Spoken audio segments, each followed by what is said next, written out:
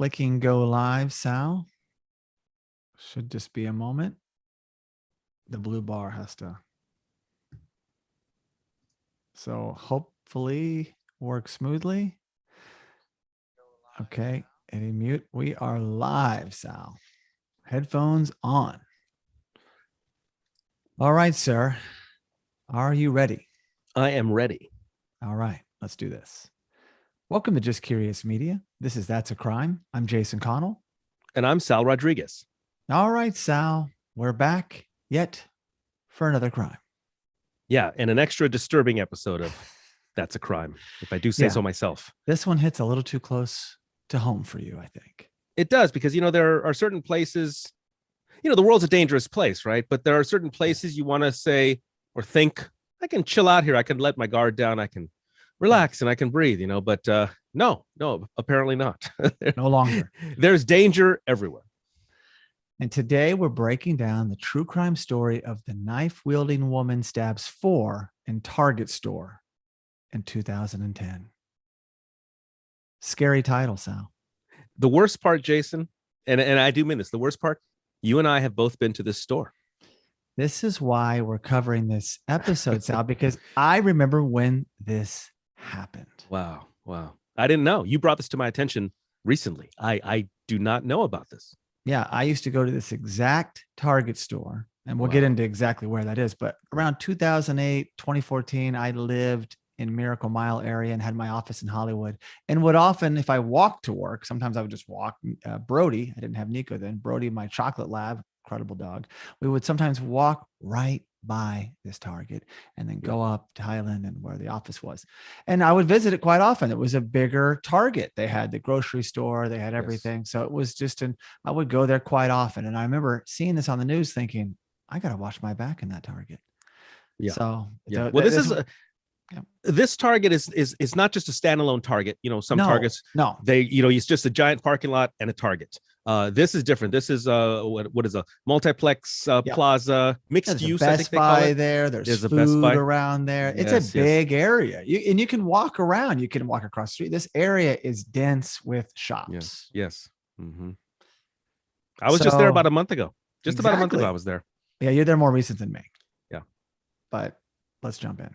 So on May 3rd, 2010, Layla Rosetta Trawick entered the Target store at the corner of Santa Monica Boulevard and La Brea Avenue in West Hollywood, California, and almost immediately garnered 2 knives from the store and went on a stabbing spree.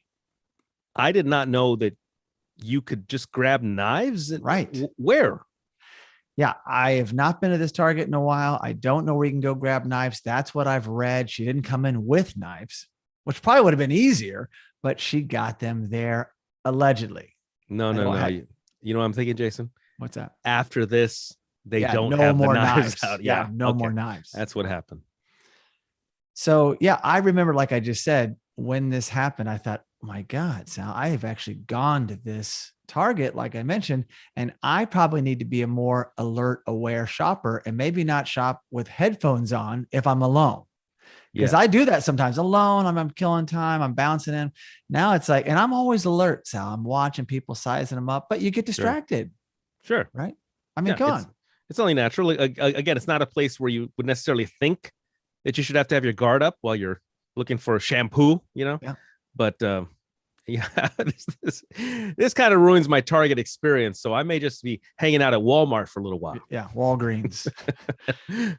Well, now this rampage is particularly terrifying because it appears Trawick's victims were just random customers. Yeah. It wasn't like this beef that went into a Target store. No, it's just any and everybody who's in her path. So could you imagine just browsing the toy section, as you might do, and you're faced with a knife-wielding attacker? It's like, it'd almost be like, it's in LA too. So you're thinking, is this something, like, is someone filming something? Is this part of something I don't know? And you might just, be perplexed or what to do there.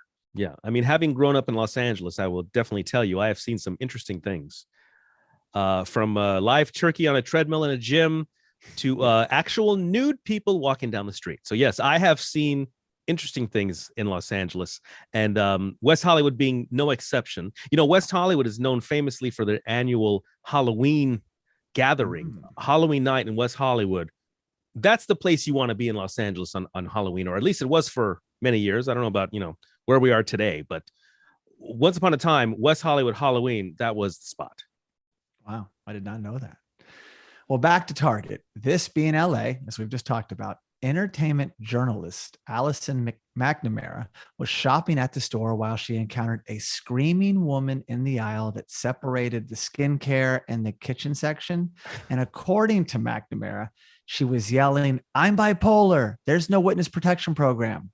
Sal, that's a red flag right there and reason to run.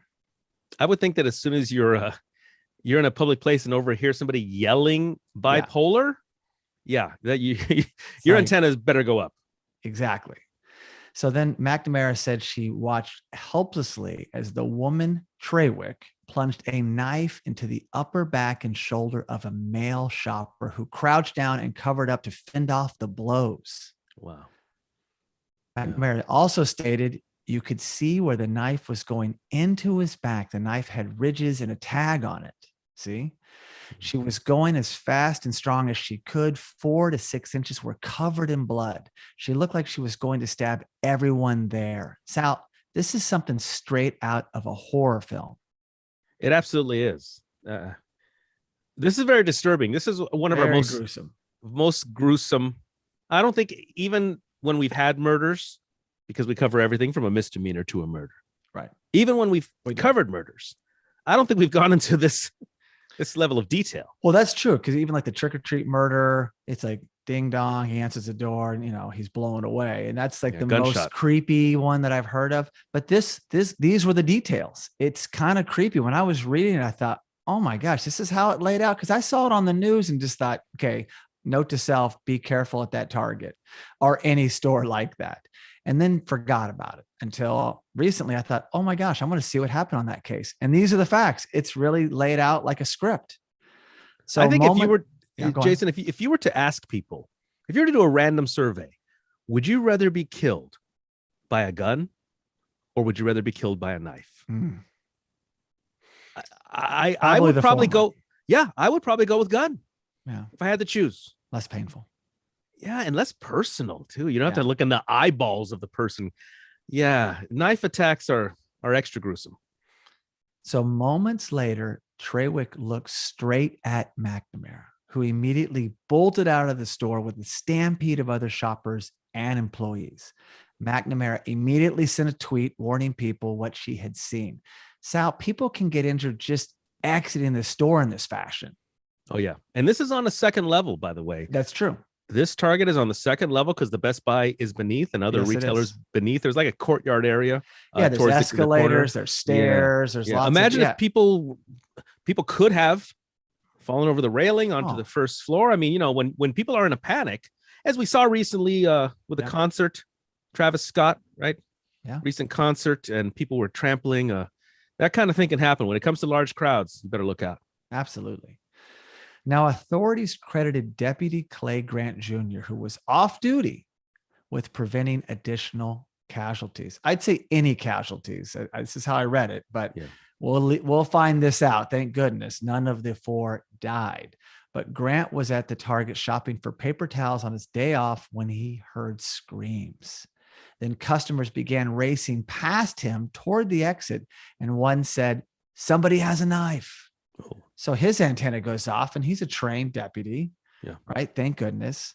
And then out of the cosmetic aisle, he saw a young woman, 34 years old, 5'7", 130 pounds. To be exact, I put that in there to give you some context, wearing a halter top and flowery pants with a steak knife in one hand and a butcher knife in the other. Wow. Sal, I was nervous just reading this. As I said earlier, I'm nervous now. Yeah, that's creepy. And again, in an environment where you're not expecting this. And again, this officer is off duty, this deputy. By the way, did it say sheriff's deputy? Yes, it did. Okay. So just a little lay of the land for the new person. West Hollywood is its own city. It is in the county of Los Angeles, but it is its own city, similar to Burbank or Glendale. I think Pasadena also. Pasadena as well. Yeah. Yes. Okay. So their own cities within the greater county. They don't have their own police force. There's no official West Hollywood police. So what they do is they contract with the Los Angeles Sheriff's Department. Right. So when you even if you do see a car that says West Hollywood Police, those are the LA sheriffs. Yeah. And believe me, I kept track of this because many years ago, before the decriminalization of marijuana, the city of West Hollywood told their own police, do not arrest people for marijuana. And since they contracted with the sheriffs said, okay, fine. So the sheriffs, when patrolling the West Hollywood area, would be very lenient on marijuana, but then maybe make up for it in other jurisdictions where they didn't have that same agreement. I guess it was an off-record handshake agreement. But yeah, that was the story of the sheriffs and West Hollywood. So yeah, this guy, off-duty LA County sheriff, this could have been his actual jurisdiction, possibly. Right. Yeah. So yeah, very interesting and lucky for everybody that this guy was there. Unbelievable. Well, Grant, 26, super young, then drew his Beretta service weapon and identified himself to Trawick as a sheriff's deputy and demanded she drop the knives. Grant said the woman ran down the aisle, turned, and dashed down 4 other aisles. So now he's in pursuit, right? I mean, what the heck is happening here? She's got these knives. So then again, he yells, drop your knives. Trawick then turned, her expression blank and confused, clutching the knives. Wow. Grant said he recalled his training and decided that from that distance of 20 feet, she was no longer a danger or a threat to him, and he chose not to pull the trigger. Yeah. Trawick then saw the gun, probably, came to whatever her mind was, her blank stare, dropped the knives on the floor. So Sal, I commend him for his calm demeanor. First of all, a lot of people in that situation, different results. Yeah. That could have been a justifiable shot right there. Yeah. Right. If she charged at him. Well, if she charged at him, hey, all bets are off. You got to protect yourself. But so then Grant and Target security officials restrained and handcuffed Trawick. Officials praised Grant, and Sheriff's Captain Michael Parker said, "We're exceptionally proud of Deputy Grant. The reason why this tragic situation wasn't worse was because of the quick thinking of an armed off-duty sheriff's deputy who was willing to risk his life to end the situation." Now, as for the 4 people who had been stabbed, which included a woman who was carrying a baby. Oh my gosh. Thank goodness, first of all, let me just put this out there, that baby was unhurt, uninjured. Right. And 3 of the victims suffered only minor injuries. The most seriously injured victim, who I assume was the man who was stabbed multiple times, please tell me that was as bad as it got, was taken to Cedars-Sinai Medical Center in critical condition. That's very close to there as well, not too far away, Cedars-Sinai is. Yeah. And he did show signs of improvement later that evening, which is a Monday evening. So, no fatalities, no casualties. Unfortunately, that's where the information stops on the victims, because that was reported nowhere. So he made it. He got through it. I mean, listen, he was badly injured, though. Let's be honest. Multiple stab wounds in your back. You could have punctured so many different things. Oh, yeah. I don't know how he's doing today, but I know that he's alive. Yeah. But so scary. Could have easily been tragic. Yeah, just think if Grant's not there. She keeps running down aisles, and I know more people, thank goodness they're outside now. Yeah. But people are probably hiding inside, Sal, taking refuge anywhere underneath, clothes racks or whatever. So, I mean, this is out of a movie, and a movie you do not want to see or experience in real life. This is terrifying. Yeah. And you know what would have happened had it not been for the off-duty sheriff? She would have continued stabbing, most likely. Yep. And then the patrol cars would have arrived. Yeah. And she probably would have been shot. Absolutely. That's probably what would have happened. So were it not for this off-duty sheriff, this could have gone even worse than it wound up. Yeah. Well, when something like this occurs, there really isn't a playbook of what to do, where to go, where to hide. I mean, even in this is 2010. We've had a lot more, unfortunately, tragic incidences since then. But really, I've not luckily faced one yet. Like, you think, what would I do in a situation like this, right? We all watch movies and think, what if? Sure. But then it's like, you really don't want to be in the situation, trust me.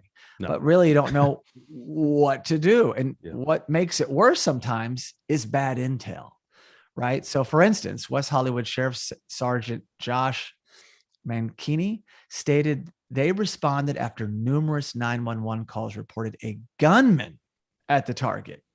Officials speculate the gunman was probably Grant, and there was a panic in the store, Mankini said. Noting witnesses outside the store initially believed there had been a shooting. He went on to say everyone and their brother was calling 911. So now the cops are going in looking for a gunman, right? And then Grant's off duty, right? And they don't know who the heck this guy is holding a gun. So it's just horrible situation. Could have gotten much, much worse. Yeah, because the cops could have arrived, shot not only the perpetrator with the knives, right, but the off-duty sheriff. Yeah, it could have gotten so much worse. Yeah. Well, she could have held someone hostage and then just escalated. You don't know. We're lucky it was only this bad. And hopefully there's means in place. And like you said earlier, the knives are no longer on a display case where one can grab them. Yeah. There's probably tighter security. And I'm not just picking on this target. I just mean, across the nation. Hopefully there's better security systems and things go off, or, it's just, it's shocking that this could happen in this area in 2010. Yeah. Well, you have to be aware, look out. You know what? Not just knife wielding maniacs like this, but like one time I was I forgot if it was Walgreens or Rite Aid, one of these stores, and I was bending down to grab something, and I looked above me and I noticed that there were some dumbbells. So they had put some dumbbells, workout dumbbells, high on the second shelf, high, and I'm low, and I looked up and I was like, I should not be here, I should not be underneath these dumbbells, so that stuff happens a lot. One time I was at Goodwill, I saw a bowling ball on a high shelf. Wow. So yeah, you again, you're not thinking this stuff when you're out there shopping and browsing, but no, you gotta look out. I kind of think of if our podcast does anything, it's to create awareness that you got to be aware. You got to look over your shoulder. You got to watch your back. You got to be cognizant of your surroundings wherever you are, because not just a bowling ball, obviously, but people like this, people either evil or people deranged. Right, which we'll get into. Absolutely. Yeah, you got to look out. I like to think that my martial arts training would kick in, but then again, you don't want to be in that situation. As my senseis have told me over the years, you learn it, you know it, you never want to use it. Take a step back, always take a step back, retreat. So yeah, that's not my first instinct, but unless something was about to happen, then you would hope that muscle memory kicks in. But trust me, you do not want to even see it happen. I would be, plagued with nightmares forever if I had even just seen it like McNamara had seen. Just those images probably have never left her. Yeah. They're all leaving more injured, more damaged, just having gone through this experience. And what if so you are trained in martial arts. What if you had an attacker, let's say this woman or somebody similar, and you had to defend yourself, and you maybe had to use lethal force to defend yourself. And even though you were justifiable in your self-defense, well, you got to live with that. You got to carry that. Totally. A friend of mine accidentally ran someone over. He was driving down the street, minding his own business, completely legal. Yeah. Somebody jumped right in front of the car. Not in a crosswalk. Nope. It was dark. It was night. This person walked right in front of my friend's car. Yeah, I've heard that. Killed him. It's there.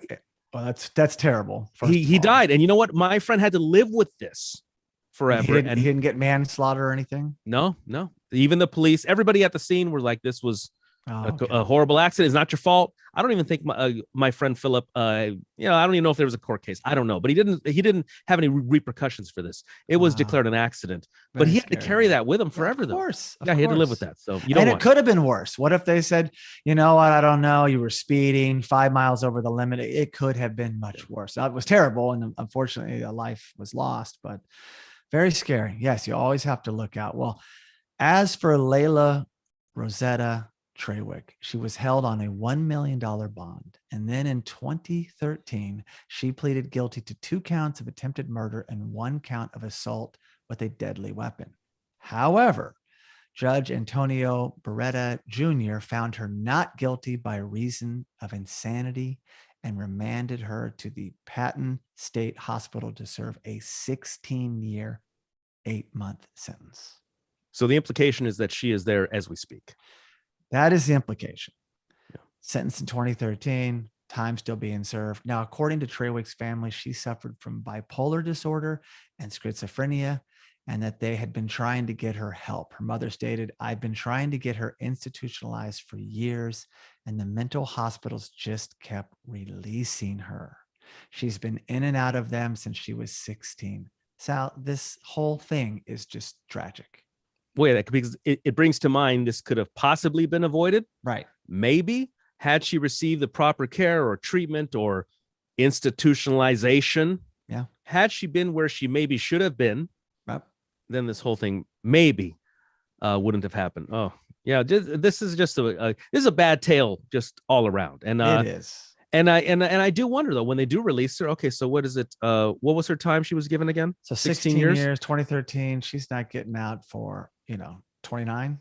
2029. Plus Okay, 8 months, give or take, right? Well, let me tell you something. When they do release her, which will happen at some point, I hope she's okay. I hope she's better. I hope they give her proper medication, treatment, whatever needs to be done so that she's not a danger to herself or you or I. Yes. Yeah, that's what I like about this show. We really cover a wide range, and this happened in my neighborhood. And I thought, wow, that is a crime. It's interesting. It brings awareness. Some crimes are funny. Some of these misdemeanors are more comical. Some others are darker, and there's lots of murders. And this is in between because it could have been much worse. It makes you think, which is a good thing. And it's quite a tragic tale. Yeah. And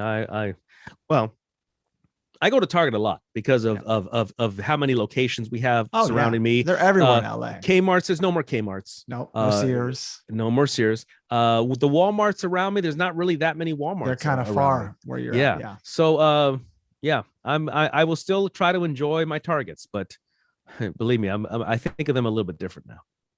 Well, according to Target, there is a videotape of the incident, but it was never released. Wow. I mean, that's something TMZ would usually get their hands on, but again, different time. And maybe this was the cops just like, this is not getting out. Now you would assume this is 2020. Someone's got a phone. They had phones in 2010, but there's just a lot more people grabbing and recording, even in danger this day and age. So, well, I don't need to see that footage, but just knowing it exists made this even creepier to me. I think if this were to happen today, though, I'm pretty sure that even your average amateur web videographer is going to run. They're not going to stand there to videotape a person wielding a knife. They're going to hightail it out of there. They'd be outside, and you'd have a lot of footage of people outside Target, right? Yeah. They'd start filming then, like where McNamara was sending a tweet when she found safety. That's what you would get. You'd see 11 years ago for a tweet. See the look on their face. Well, that's exactly right. That was a different time. Yeah. So anyway, that's all I got on the Knife-Wielding Woman Stabs 4 in Target store 2010.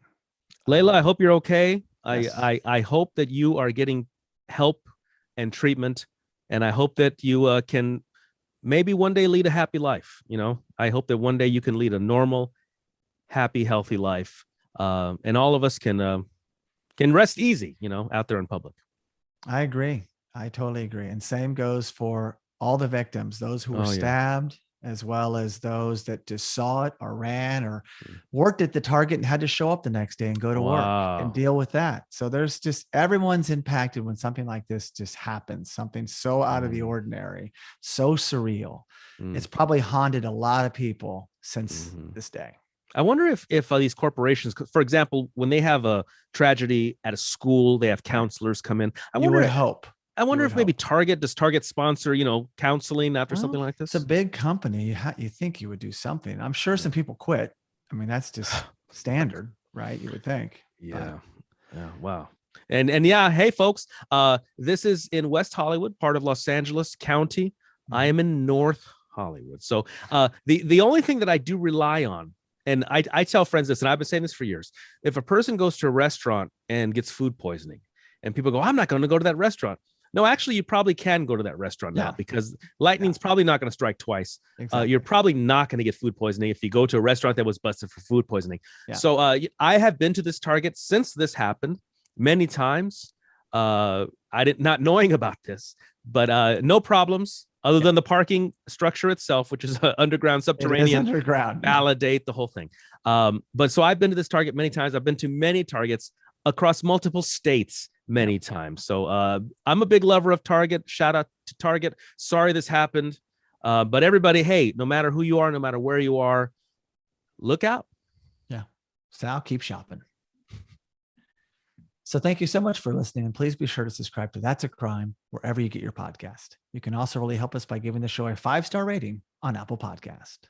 And for all you listeners that enjoy sharing your thoughts, you can leave us a review on Apple Podcasts, send us a direct message, or post a comment on our social media, which is at justcuriousmedia. We also highly recommend checking out our other podcasts and visiting justcuriousmedia.com. All right. Great job.